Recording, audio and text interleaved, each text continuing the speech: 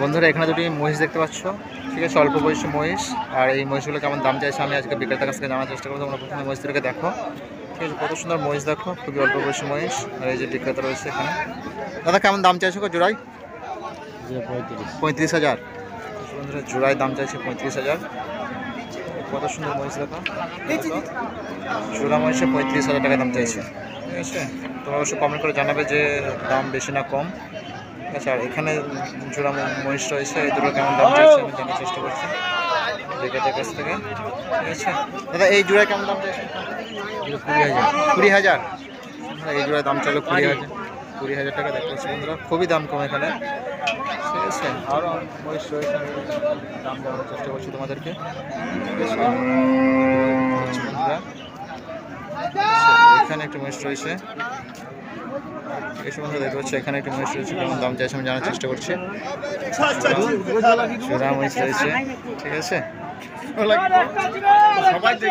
দাদা ওই কাকা ওটা কেমন দাম গো? দাম বলো। 12,000 টাকা। আর এটার কেমন দাম কাকা? এটা 25,000 টাকা। দেখতে পাচ্ছি বড় মহিষ দেখতে পাচ্ছি, দাম একটু বেশি বলছে, এতটা দাম নয়, ঠিক আছে। দেখতে পাচ্ছ বন্ধুরা। আর বড় মহিষটা কেমন দাম বলছে তোমার?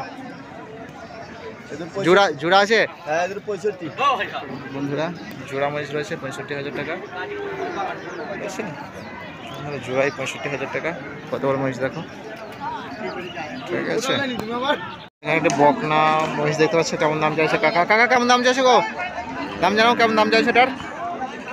একদম বলো। 8,000 টাকা। বকন তো বন্ধুরা, এই যে কাকা রয়েছে, 8,000 টাকা দাম চাইছে।